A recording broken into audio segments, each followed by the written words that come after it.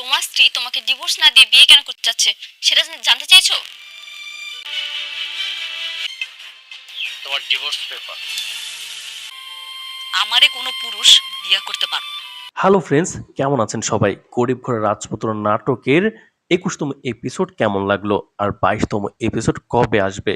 আর অনিকের গ্রেফতারের পেছনে কি শুধুই দুর্ঘটনা, নাকি লুকিয়ে আছে রাতুলের গভীর কোনো ফাঁদ? তাহলে কি সত্যি অনিক ও মেঘলার সম্পর্ক এবার শেষ হয়ে যাবে, নাকি শেষ মুহূর্তে সামনে আসবে এমন এক সত্য যা পুরো গল্পটাই বদলে দেবে?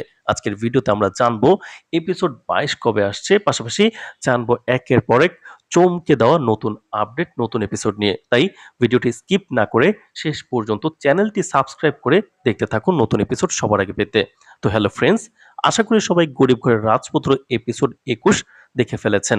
তো ২২তম এপিসোড নিয়ে কথা বলছি, যেখানে নাটক আরো বেশি রহস্যময় ও আবেগঘন হতে চলেছে। অনিক ও মেঘলার ডিভোর্স কি এবার সত্যি হয়ে যাবে কিনা দর্শকরা ভাবছে। অনিককে আবারও কেন গ্রেফতার করা হলো?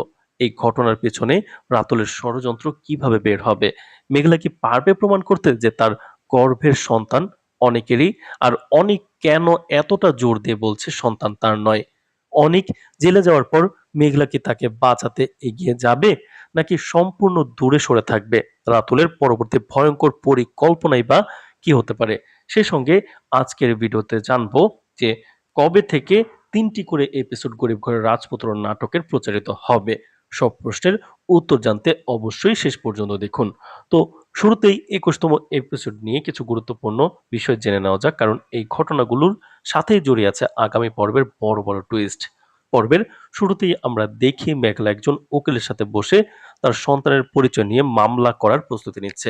মেঘলা চায় আদালতের মাধ্যমে তার সন্তানের প্রকৃত বাবার পরিচয় প্রতিষ্ঠা করতে, কিন্তু সমস্যাটা তৈরি হয় ডিএনএ রিপোর্ট নিয়ে। কারণ রিপোর্টটি মেঘলার বিপক্ষে চলে গেছে।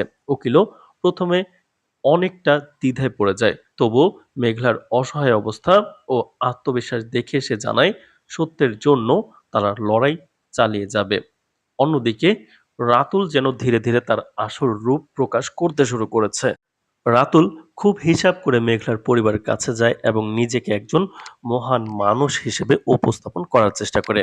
বস্তিতে গিয়ে মেঘলার বাবা মায়ের সামনে সে এমনভাবে কথা বলে যেন সেই একমাত্র মানুষ যে মেঘলা ও তার সন্তানের দায়িত্ব নিতে প্রস্তুত। এমনকি সে সন্তানের পরিচয় দেওয়ার প্রতিশ্রুতিও দেয়। স্বাভাবিকভাবেই ভাবি এতদিনের কষ্টে থাকা মেঘলার বাবা মায়ের মন নরম হয়ে যায়। তারা ভাবতে শুরু করে হয়তো রাতুলই তাদের মেয়ের জীবনের নিরাপদ ভবিষ্যৎ হতে পারে। কিন্তু দর্শকরা খুব ভালোভাবেই বুঝতে পারছে রাতুলের এই ভালো মানুষ সাজার পিছনে লুকিয়ে আছে অন্য কোনো উদ্দেশ্য। তারপর দেখা যায় সাব্বির অফিসে অনিককে বোঝানোর চেষ্টা করছে। সে যুক্তি দিয়ে বলে ডিএনএ রিপোর্ট ভুল হতে পারে, কারণ অনেক সময় রিপোর্ট পরিবর্তন করা বা ভুল তথ্য দেওয়া অসম্ভব কিছু নয়। কিন্তু অনিক তখন এতটাই রাগ ও অভিমান আর ভুল ধারণার মধ্যে ডুবে আছে যে সে সাব্বিরের কথাকে গুরুত্ব না দিয়ে বরং কাজে মন দিতে বলে এবং বিষয়টিকে এড়িয়ে যায়। এখানেই বোঝা যায় অনিক এখন নিজের অনুভূতির চেয়ে অহংকার আর সন্দেহকে বেশি প্রাধান্য দিচ্ছে। এরপর নাটকে আসে আরো বড় বিস্ফোরণ। রাতুল সরাসরি অনিক ও বৃষ্টির বাড়িতে হাজির হয় মিষ্টি নিয়ে। সে জানায় খুব শীঘ্রই সে মেঘলাকে বিয়ে করতে যাচ্ছে। এই কথা শুনে অনিক নিজের রাগ নিয়ন্ত্রণ করতে পারে না। সে রাতুলকে অপমান করে বাড়ি থেকে বের করে দেয়, এমনকি চড়ও মারে। কিন্তু যাওয়ার সময় রাতুল যে কথাটা বলে সেটাই ছিল সবচেয়ে ভয়ঙ্কর। এই হিসাব তোলা থাকলো। এই একটি সংলাপ থেকেই পরিষ্কার বোঝা গিয়েছিল রাতুল এখন প্রতিশোধের আগুনে জ্বলছে। অন্যদিকে বৃষ্টিও অনিককে প্রশ্ন করে বসে যে ডিভোর্স না দিয়ে মেঘলা কিভাবে নতুন করে বিয়ে করবে। এই প্রশ্নটা অনিকের মাথায় আরো সন্দেহ তৈরি করে। এরপর অনিক সরাসরি বস্তিতে চলে যায় এবং মেঘলাকে ব্যঙ্গ করে বিয়েতে অভিনন্দন জানায়। একই সাথে ডিভোর্স পেপার এগিয়ে দেয় সাইন করার জন্য। কিন্তু মেঘলা তখনও বারবার কাঁদতে কাঁদতে বলতে থাকে তার গর্ভের সন্তান অনিকেরই। কিন্তু অনিক মানতে চায় না। অথচ অনিক বিশ্বাস করে মেঘলা ক্ষমতা ও টাকার লোভে বদলে গেছে। এমনকি সে মনে করে শালিমা গ্রুপের ম্যানেজারকে খুশি করেই মেঘলা এত বড় প্রজেক্ট পেয়েছে। এই ভয়ঙ্কর অপবাদ মেঘলাকে ভিতর থেকে একবারে ভেঙে দেবে যখন সে জানতে পারবে। এরপরই আসে পর্বের সবচেয়ে ভয়াবহ এবং চমকে দেওয়া মুহূর্ত। হঠাৎ খবর আসে উত্তরার একটি হাউজিং প্রজেক্টে একজন শ্রমিক মারা গেছে, আর সেই প্রজেক্টের মালিক অনিক খবর পেয়ে পুলিশ ঘটনাস্থলে চলে আসে এবং কোনো সুযোগ না দিয়েই অনিককে গ্রেফতার করে। কিন্তু ঠিক তখনই পিছন থেকে রাতুলকে রহস্যময় হাসি নিয়ে বের হতে দেখা যায়। আর এই দৃশ্য দেখেই দর্শকদের মনে একটাই প্রশ্ন জেগে ওঠে, তাহলে কি পুরো ঘটনাটাই রাতুলের সাজানো ফাঁদ? অনেককে ফাঁসিয়ে প্রতিশোধ নিতেই কি এই পরিকল্পনা করছে রাতুল? এখন যদি আগামী এপিসোড 22-এর গল্প নিয়ে কথা বলি, তাহলে মনে হচ্ছে সামনে আরো বড় বড় ঝড় অপেক্ষা করছে। অনেক আবারও জেলে যাবে এবং এই খবর শুনে মেঘলা ভেতরে কষ্ট পেলেও বাইরে থেকে নিজেকে কঠিন রাখার চেষ্টা করবে, কারণ এত অপমানের পর সে হয়তো সিদ্ধান্ত নেবে আর অনেকের জীবনে হস্তক্ষেপ করবে না। কিন্তু মনের গভীরে অনেকের জন্য তার অনুভূতি এখনো রয়ে গেছে, সেটাও পরিষ্কার বোঝা যাবে। অন্যদিকে রাতুল এবার আরো ভয়ঙ্কর হয়ে উঠতে পারে। সে শালিমা গ্রুপের ম্যানেজারকে ব্যবহার করে অনেকের শাস্তি আরো কঠিন করার চেষ্টা করবে। হয়তো এমন কিছু চেষ্টা প্রমাণ করার চেষ্টা করবে যাতে অনেক সহজে জেল থেকে বের হতে না পারে। অন্যদিকে কিন্তু অনিক এবং অনিক কিন্তু সহজে জেল থেকে বের হতে পারবে না, কারণ বৃষ্টি ও তার বাবা কিন্তু তাকে একদম মরিয়া হয়ে চেষ্টা করবে বের করার জন্য। আর এখানে অনেক বড় চাল চালবে। তবে সবচেয়ে বড় প্রশ্ন হচ্ছে, শেষ পর্যন্ত মেঘলা কি চুপ থাকতে পারবে, নাকি সব ভুল ভুল বুঝে গিয়ে আবারও অনেককে বাঁচাতে আসবে? তো এখন দর্শকরা কিন্তু সেটাই দেখার অপেক্ষায় আছে যে আসলে মেঘলা কি করে শালিমা গ্রুপের পক্ষ থেকে। তো এপিসোডটা আকারে অনেকেই দর্শকদেরকে জানতে চাইছেন যে নাটকটি সপ্তাহে 3টি এপিসোড আকারে কবে থেকে প্রকাশ করা হবে। যদি সত্যি এমনটা হয়, তাহলে গল্প আরো দ্রুত এগোবে এবং দর্শকরাও কম সময়ের মধ্যে নতুন নতুন টুইস্ট উপভোগ করতে পারবে। আপনাদের কি মতামত? সপ্তাহে 3টি এপিসোড হলে ভালো হবে কিনা কমেন্ট করে অবশ্যই জানাবেন। সবকিছু ঠিক থাকলে আগামী শনিবার দুপুরে গরিব ঘরের রাজপুত্র এপিসোড 22 প্রচার করা হবে। তাই নতুন এপিসোডের জন্য সব আপডেট সবার আগে পেতে অবশ্যই চ্যানেলটি সাবস্ক্রাইব করে পাশে থাকুন। আগামী পর্বে গরিব ঘরের রাজপুত্র নাটক আরো অনেক বেশি টানটান উত্তেজনার দিকে এগিয়ে যেতে পারে। কারণ কারণ এখন গল্প এমন এক জায়গায় এসে দাঁড়িয়েছে যেখানে প্রতিটি চরিত্রের ভাগ্য জ্বলছে এক ভয়ঙ্কর ষড়যন্ত্রের উপর। অনেক এখন জেলে, মেঘলা অপমানের কষ্টে ভেঙে পড়েছে, আর রাতুল ধীরে ধীরে তার আসল পরিকল্পনা বাস্তবায়নের দিকে এগোচ্ছে। তাই পর্বগুলোতে সবচেয়ে বড় প্রশ্ন হচ্ছে, সত্য কি ধীরে ধীরে সামনে আসতে শুরু করবে, নাকি আরো গভীর অন্ধকারে ঢেকে যাবে সবকিছু? সম্ভাবনা খুব জোরালো যে আগামী পর্বে অনেক জেলের ভেতরে সম্পূর্ণ মানসিকভাবে ভেঙে পড়বে। বাইরে থেকে সে শক্ত থাকার চেষ্টা করলেও ভেতরে ভেতরে তার মনে একটাই প্রশ্ন ঘুরবে, সে কি সত্যি মেঘলাকে ভুল বুঝেছে? জেলের ভেতরে থাকা সময়টা তার জন্য হতে পারে আত্মসমালোচনার সময়। সে ধীরে ধীরে মনে করতে শুরু করতে পারে মেঘলার কান্না, তার বারবার বলা এই সন্তান তোমার, এই কথাগুলো হয়তো এই সময়ই অনেকের মনে সন্দেহ তৈরি হবে যে পুরো ঘটনাটা এত সহজ নয়, কেউ না কেউ তাকে ইচ্ছাকৃতভাবে ফাঁসিয়েছে। অন্যদিকে মেঘলার চরিত্র আরো শক্তিশালী হয়ে উঠতে পারে আগামী পর্বে। সে হয়তো প্রথমে সিদ্ধান্ত নেবে অনেকের ব্যাপারে আর কোনো হস্তক্ষেপ করবে না, কারণ তার অপমান তাকে ভিতর থেকে ভেঙে দিয়েছে। কিন্তু বাস্তবে মায়ের ভালোবাসা আর সত্যের টান তাকে শান্ত থাকতে দেবে না। খুব সম্ভবত সে নিজের মতো করে তদন্ত শুরু করবে। ডিএনএ রিপোর্ট কোথা থেকে এসেছে, কে সেটি তৈরি করেছে, আর রাতুলের গতিবিধি, সব বিষয় নিয়ে সে ধীরে ধীরে প্রমাণ সংগ্রহ করতে পারে। এই জায়গা থেকেই মেঘলা হয়ে উঠতে পারে পুরো গল্পের অন্যতম গুরুত্বপূর্ণ চরিত্র। সবচেয়ে বড় টুইস্ট আসতে পারে রাতুলকে ঘিরে। আগামী পর্বে তাকে আরো বেশি আত্মবিশ্বাসী এবং ঠান্ডা মাথার পরিকল্পনাকারী হিসেবে দেখানো হতে পারে। সে বুঝতে পারছে অনিক এখন সবচেয়ে দুর্বল অবস্থায় আছে, তাই সে সুযোগটা পুরোপুরি ব্যবহার করতে চাইবে। হয়তো সে শালিমা গ্রুপের ভেতরে আরো গভীরভাবে ঢুকে পড়বে, প্রভাবশালী মানুষদের নিজের পক্ষে নিয়ে নেবে, এমনকি প্রমাণ ধ্বংস করার চেষ্টা করবে। কিন্তু গল্পের ইঙ্গিত অনুযায়ী তার প্রতিটি পদক্ষেপই শেষ পর্যন্ত তার বিরুদ্ধে যেতে পারে, কারণ নাটকের মূল থিম হলো সত্য কখনো চিরকাল লুকিয়ে রাখা যায় না।